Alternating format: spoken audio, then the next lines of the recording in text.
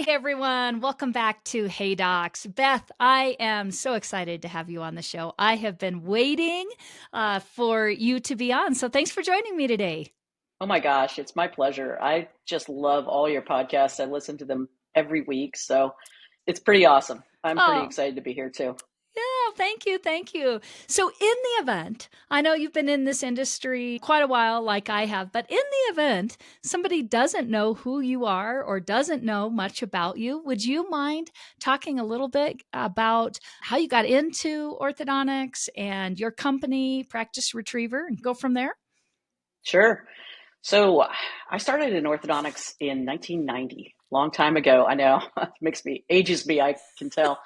So it's, it seemed like I was so young at the time. I worked for a company called Practice Builders, and they were the only marketing firm in the country at the time, Yes. because in 1990 was the first year that it was actually legal to advertise in for practices.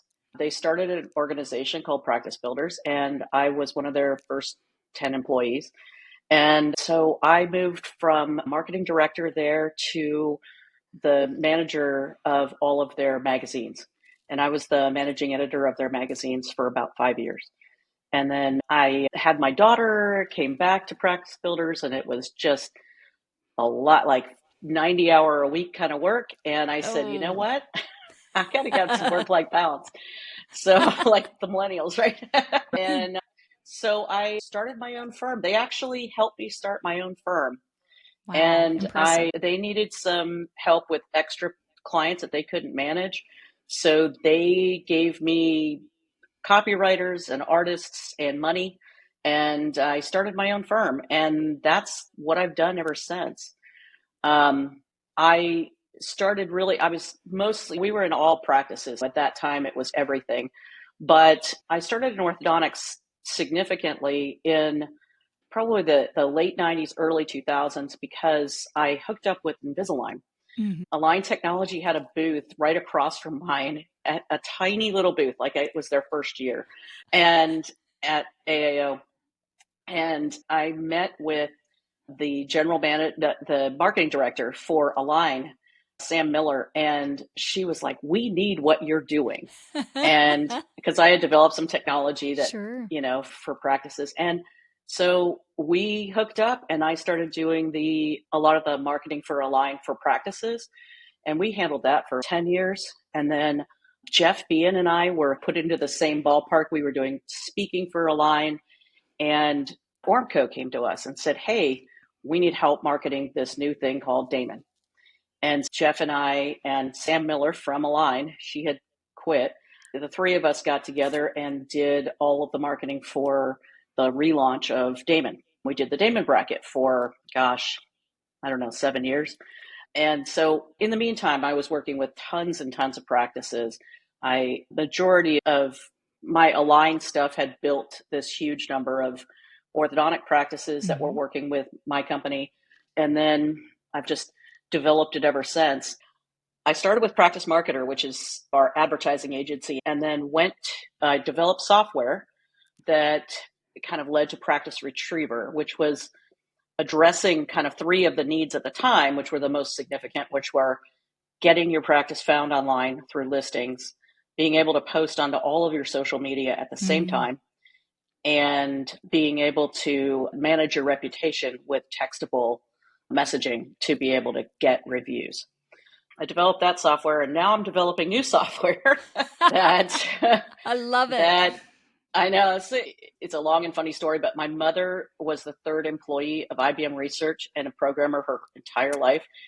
And Mm. so I fell into this, and I told her when I was 9 that I was never going to be a computerist and I hated computers.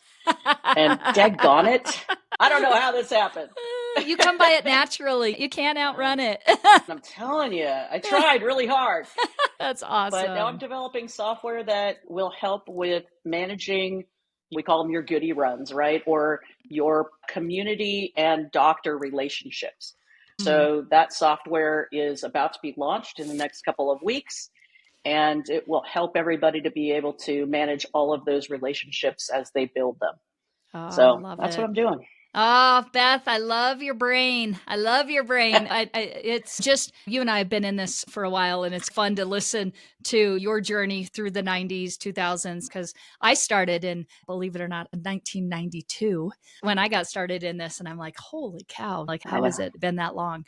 But it is so much fun to see the journey, and from one female entrepreneur to another. It's also exciting to just watch somebody take a vision and bring it to fruition, and then really better our orthodontic community, I think. So thanks for all that you've been doing in this Well, space. And I cannot wait to find out more about your next little venture, because I know that's going to help a ton of my startup docs. And I'm sure there's a lot of people that just went, what? There's something coming out to help us with that. So we will definitely have to talk about that more once you for get that sure. launched, and how that's going to help.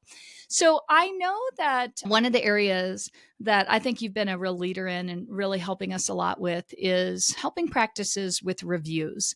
And I am wondering, because I feel like this is probably one of the things that I get asked all the time. Jill, how do I get reviews? Jill, what should I do to get reviews? And it's something that I talk a lot about with my startups. I always tell especially from a startup practice, like the magic number is 10. You have got to get at minimum up to 10 reviews. And then from there, I'm always suggesting to my clients a minimum of 3 new reviews a month so that you stay relevant and stay on top. But I'm wondering, because this is your bread and butter, this is what you do, you live and breathe this, if you have got some advice on review strategy, maybe some things that can help docs Yep. to do this, because we both know it's reputation management, and we need that social proofing, which comes from reviews out there anymore. You just can't Yeah. not have it. So I'm gonna turn it over to you and wait for the pearls to drop out.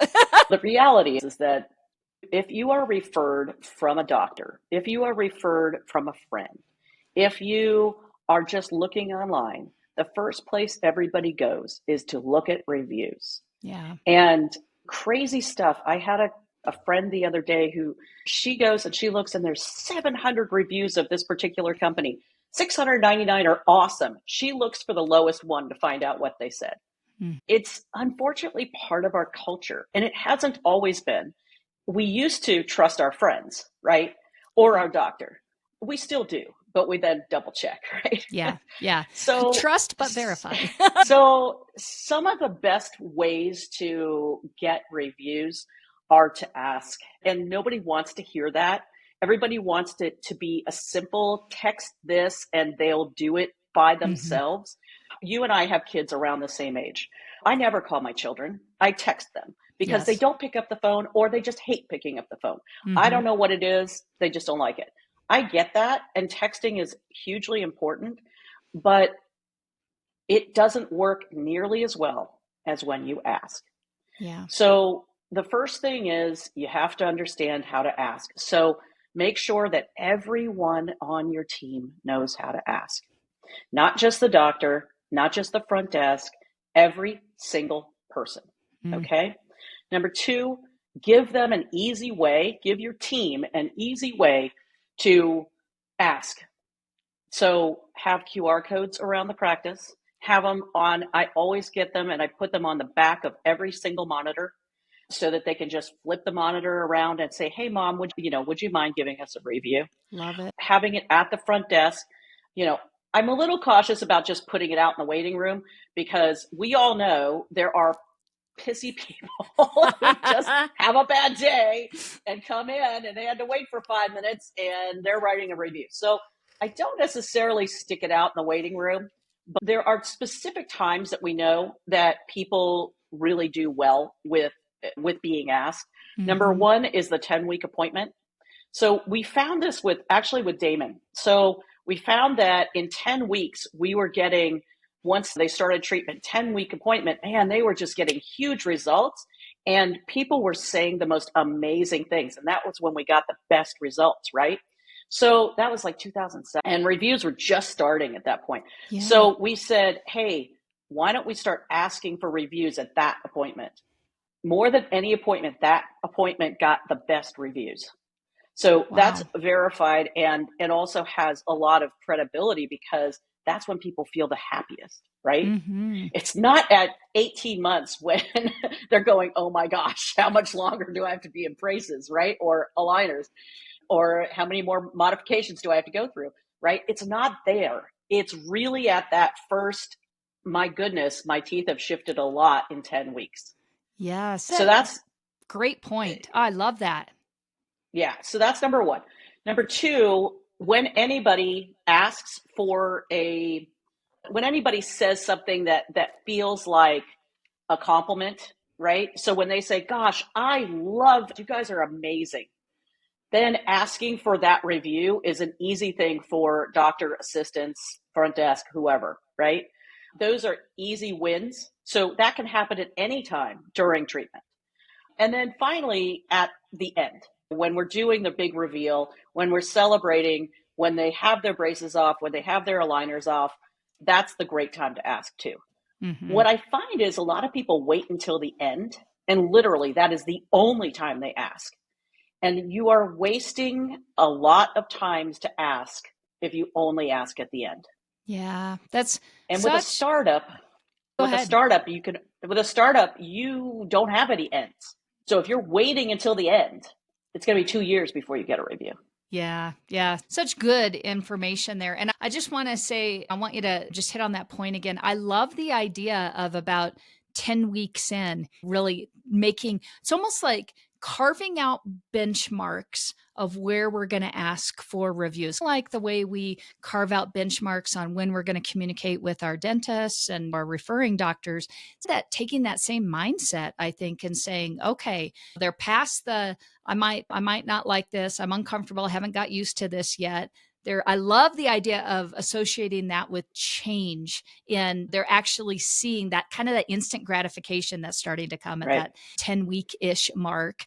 And then like you said, we can always be looking for lollipop moments where somebody is saying something great about us, and then we're in turn being like, oh, that's a great opportunity to ask for a review or whatnot. Yeah. And I think the other thing about asking for reviews is a lot of people are using systems to do it. And pre-pandemic, we found that they worked pretty well. Post-pandemic, the numbers have dropped. And Interesting. yeah, I've talked to a lot of practices. The numbers of people who are responding to those automated text messages have dropped dramatically. So actually asking or texting them while they're in the practice works way better than waiting until they go home. Because I'm a mom. As a mom, I walk out of the practice, I'm done. I don't even want to think about you. I'm on to soccer practice. I'm on to ballet recital. I've got to make dinner. I've got to deal with all the other stuff. So it gets more challenging the later than the longer you go.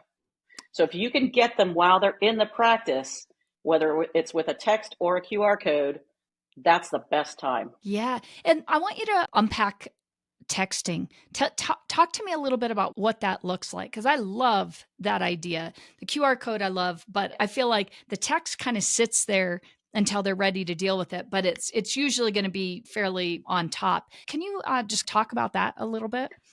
When I started doing reviews and asking for reviews, this was in the days when it was not possible to text. And we would write up a whole instructions about how to I write a remember the review, right? handouts. And You then give them a the handout. handout, that was the thing, right? Give them a handout, give them a card. It was a whole thing, right? And actually, I still have practices that do that. But the reality is that if you can text them right then and there from the practice, it makes it so much better because they have it, it's actionable, it's on their phone, they won't forget about it as long as you prompt them. So in the practice retriever system, you have a way that you can just punch one button, put their phone number in, and send it. And it gets to them immediately. That's So great. while they're in the practice, which Hmm. is, I think, the key. Yeah, that's great. So, moving on from reviews, because I know we could talk about them for forever. Let's talk a little bit just about the digital landscape. As you and I both know, Mhm. we've seen it change. I remember when practices, it was a big deal to make a decision on was it a half page or a full page ad in the yellow pages versus what we're doing now.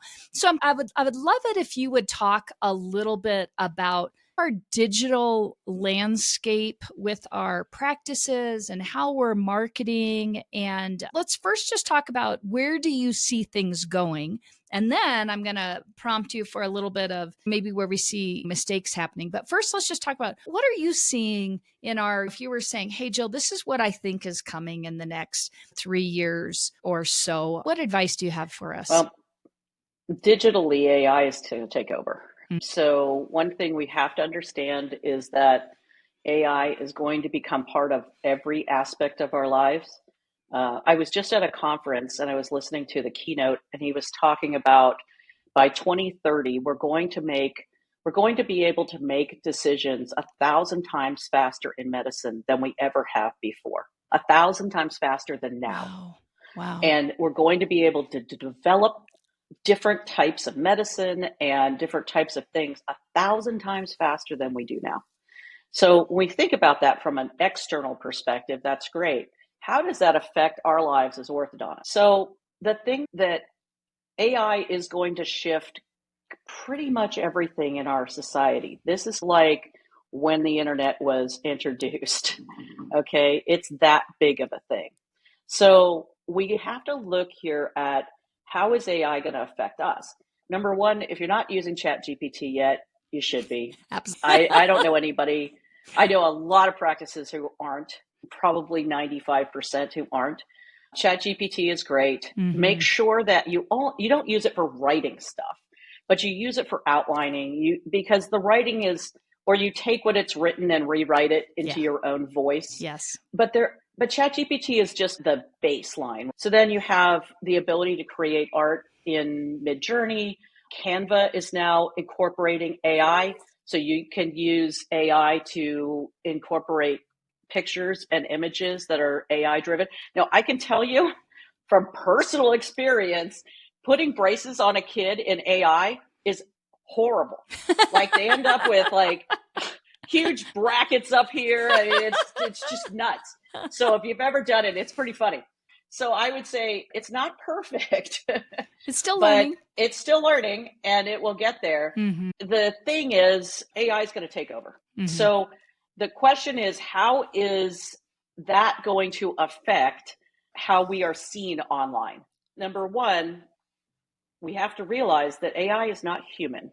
Mm-hmm. So making sure that all of your content in your website is written by a human and not by AI is super important, because AI can be tracked, and AI is not something that Google likes. Google likes to see content that is specifically written by a human for a particular practice. There's going to be a lot of people out there saying, oh, we could do your whole website with AI. Wait. You might be able to do some other things, but AI is going to take over in that respect. So make sure that you're using, that whoever is doing your website is doing it individually, that a copywriter is doing it, that you're not using the same content that every single other person who's using that particular website company is using, right? Oh, such good advice. Yeah, that SEO on the back end is huge. It's huge. Yeah, that's great. So AI is our future. What are some of the areas that doctors are maybe going to be struggling with, maybe when it comes to our digital? I think some of the things that they can really work on, I think the hardest thing for most doctors to do is to answer negative reviews. Yes. It's just because nobody wants, it's a pinch. It's a personal pinch, doggone it. It's a gut punch. It's a gut punch. When somebody says something bad about you, it's a gut punch. And I don't care how great you are. If you've been in practice long enough, somebody's going to say something negative. Yep. It's just part of life. How to handle those is still going to continue to be a big, I think the ability of people within the practice to take pictures and video and get on social media is hugely important. And it's one of the biggest mistakes I think a lot of practices make, is they're like, oh, we're not going to do social media. So every time I hear that, I'm like, I know you don't want to do it, but you've got to. That is part of your reputation management. That's just what's expected. It's just what's expected now. It's expected. Now, I do have some people who aren't going to do TikTok. Sure. Okay, Yeah. whatever. Yeah. But at least be on Meta. Mm. So be on Instagram, be on Facebook, and the other big mistake I hear people making, and this is one that a lot of people do, I'm not going to do videos. I don't want to do videos. I don't want to do dances. Okay, fine. Don't do dances. Honestly, I don't see the value in dances Hmm. for growing a practice. I think it's fun. I think it's great to show like the awesomeness of your practice. But as far as growth within your practice, I don't think dances do it. But you can get on Instagram, do a minute and a half little informational video about, I don't know, why it's important for people to bring their kids in by age 7. What all the questions that we normally go through, and there's 50 of them that every single practice hears on a daily basis, right? You can Yes. answer those questions in a video on Instagram and have a whole year of content. Hmm. So that's another big mistake. If you're not involved in social, you're losing. Yeah. And I want to speak to this because I think so many times our docs will say, Jill, I don't have the recording studio or I don't have the fancy lights. And I think the reality of it is, and you tell me if you would agree, a good cell phone, a good video on a cell phone is every bit as good as, and some decent lighting in your office with, even if you're just using earbuds as how you're controlling your sound, something that simple. Number one, it comes across very approachable. And I think that we have gotten it in our heads that we have to have everything so professional. And really, the reality of it is we want approachable. Professional is important to a point, but we really want approachable. We want patients to be like, oh, I can identify with them. Oh, I love that they're sitting there in their clinic and just talking to me like I'm a friend instead of prim and proper with layers and Full layers on of, makeup. Yeah, yeah. Would you agree? totally.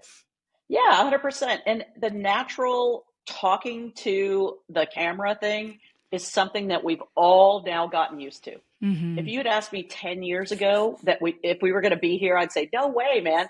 Oh my gosh, video. I worked for the Learning Channel for about a year and a half, and we did the operation. And so animation was one of the things that we did because we did knee replacements and stuff like that. One of the things that they looked at was animation. It was $1,000 a second for animation. When now I look at it and look at video and how far it's come, we don't need any of that.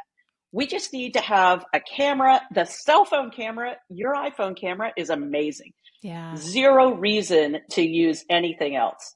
Unless there are some great videographers who can do amazing Mm-hmm. work. Like there's a number of them out there. And they're great. And they do really awesome testimonials and they can pull things out that nobody else can. Mm-hmm. Mm-hmm. But if you're going to do informational videos within your practice, do it on your flipping cell phone, man.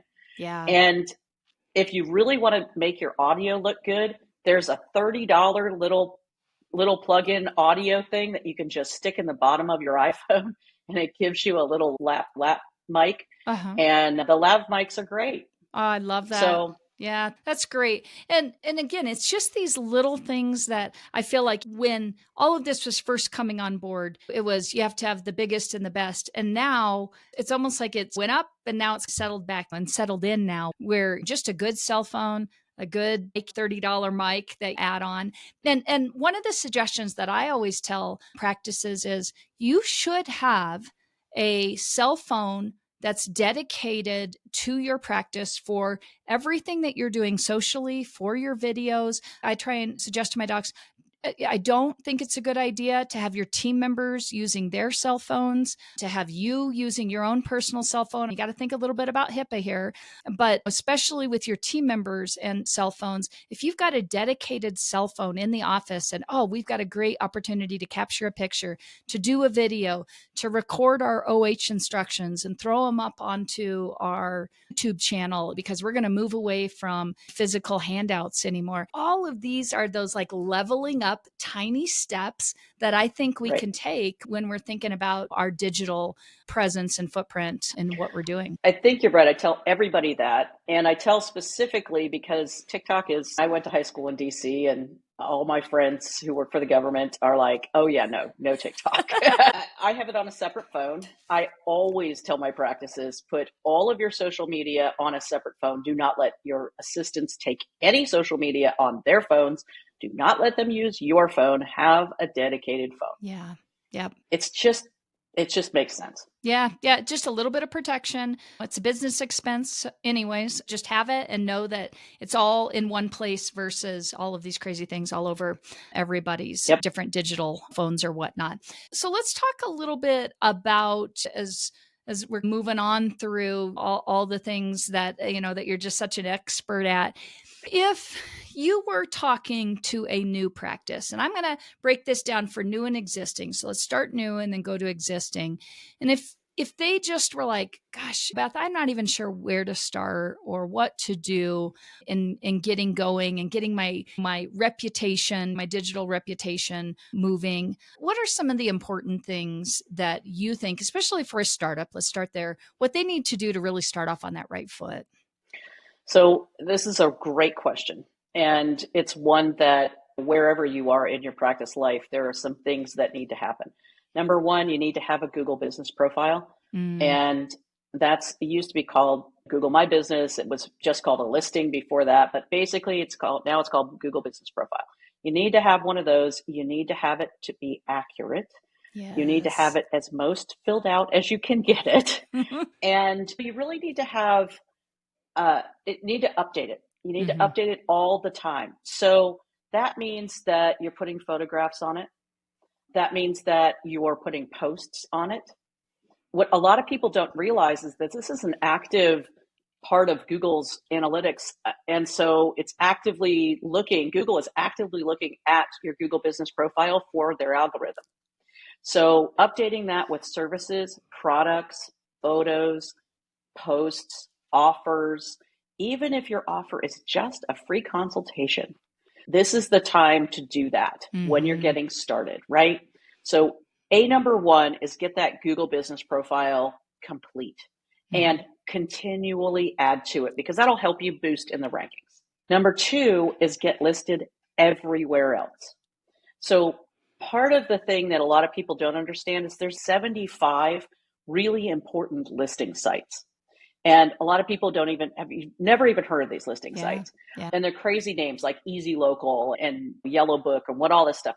So there's all of these names of listing sites. And Google, in their algorithm, looks at all of these listing sites and goes, is your name and information the same everywhere else? So this is especially important when you have a startup or somebody is buying a practice. Oh, yes. Because you've got to have the name. If that name changed, you've got to change that name literally everywhere and make sure it's the same. And there are specific techniques that you use when somebody is transitioning versus somebody is starting. And so that's a whole other conversation. Yes. But it is important to have all of these listings exactly the same. So that's number two. Number three, get good reviews. That's a given, right? So those are the things that I would start with and then of course your brand has to be solid. And then once your brand is solid, that brand needs to be everywhere. So the first thing you can do after you do your Google business profile, make sure your social profiles are all added to Google. Google Business just recently is allowing you to put your Meta, I think it's Meta and maybe even TikTok and some other social media profiles into the Google Business profile. Wow. And that just started. And it's some areas it is and some areas it isn't. They often roll stuff out and then unroll it. But I just added it this week to about 30 different practices. So I do know that it's pretty much widespread. So you can add all of that into your Google business profile, which will help your Facebook page, your Instagram page, whatever, get found. Yeah. So all of that stuff that's easy for you to do as a business owner, as a practice owner, you can do yourself. Yeah. And it really, I love that you just said that. Anybody who's listening, you can do this yourself. It's just time. That's right? really all it is, just time. You just have to take the time to work on your business while you're in your business. And this is part of doing the work that we need to do while we are growing our businesses. All right, how about if we're an existing practice? What would you give some suggestions So there? as an existing practice, number one, those listings have to be accurate. I will tell you, I have existing practices that they think their listings are 100% good. And I run the report and 90% of them are wrong. And the Doesn't reason surprise they're me. wrong is that, I know, right? Is that 10 years ago they bought the practice and that guy's name is still out there. I've had doctors who are dead and still showing up in listings. Yep. And it's, oh my gosh. And I said, so what I do is I run the report and I say, okay, who is this guy? And they're like, oh, wow, that was the orthodontist I bought the practice from 27,000 years ago. Okay, he's still on he's still on your listings. We need to change that. So understand that you need to get the correct information out there. And that's really important to Google, because that algorithm that says who's going to be on top in the 3-pack is 100% based on a lot of different factors, one of which is NAP, name, address, phone. Okay. And NAP is like the basement. If you don't have a good foundation, then anything you put on top of it could come like falling down. So NAP first. Then if I'm an existing practice, I'm going to say, make sure you're making those Google profile updates. Very few practices are doing this. 1 in 100 practices are doing this right now. So if you do it, you have a leg up. Yeah, And then that's reviews. great. Yeah. And I just want to say, I don't know if you're finding this, but I run into this all the time with existing docs where we're looking at their Google business page and I'm like, have you actually looked at it in a while? Oh, no, I haven't really. And then it's, do you know the password to get onto it? Oh, no idea. And it shows that you have no idea what's going on there. Again, doing the work, sometimes it's going to take a little bit. And I would bet that if somebody's listening and they're like, this is me, but this is way more than what I think I can tackle, I'm sure, Beth, you could help, correct? We can help. So anybody who's listening, we've got a lifeline. Beth is out there to help you. If you need some help with that, she's going to be able to help you. This has been just a treat, Beth. I've been, like I said, waiting to have you on the show. So if somebody wants to find out more about you, maybe get some help with what they're doing, this has really resonated with them and they're like, oh, man, 2024 is going to be my year to really dial this in. What's the best way they can get a hold of you or they can find out more about you? They can absolutely call me and I'll give you my phone number. But probably the easiest thing is to go to Practice Retriever and to email us. It's info@practiceretriever.com. Okay. But you can also call me, and our 800 number is 800-810-0553. And they can absolutely get a hold of me there. My team is really good at putting orthodontists in touch with me directly. Great. So happy to do that. And we're coming up on the end of the year. This is the time to plan. So when you're thinking about what you're going to do for next year, it's all about what am I looking forward to? I think 2024 is going to be a great year. I think we're going to do great things. Many people just need help. I need help. I listen to all kinds of podcasts all the time trying to figure out what's the next strategy, what's the next thing that I have to do. And I think we're always growing. Everything is changing. And getting people in place to help you is one of those things that, as a business owner, really changes your life, because you're able to say, okay, you do this, I do that. Yes, for sure. Yeah, that's great. This has been, again, such a treat. Thank you so much for being on the show. And one of the ways that I like to finish up Hey Docs is to do something called the speed round. And I know you said you've been listening, so you know all about that. I do. So are you ready for the speed round? I am ready. Okay. I'm ready. You never know which question I'm going to shoot at you. All right. How about this one? Describe your style in one word. I would say informational. I like that. All right. What are you listening to or watching right now? Lots of podcasts. Search Engine Journal, Ezra Klein. Let's see. Left and Center. Okay, great. Lots and lots of podcasts. Yeah, that's right where I live. Between Audible books and podcasts, I'm Right. always Right. consuming. Yes. What do you like to do just for you? I swim. I I saw that, swim. and you've got the best pool ever. Except for when you post, it's 53 degrees and just did a swim, and I'm like, holy crap, not for me. Invigorating? 57 is very cold. Yeah. I grew Do up you in have Tahoe, so it rivals Tahoe right now. That's awesome. Any hidden talents that you'd want to share with us? I don't know that I have any hidden talents. I'm called by everybody a connector. I would Um, believe that. Yes. and I think one of the things I love the most in my entire life is connecting people Mhm. with either things they love or other people that I feel like they'll love.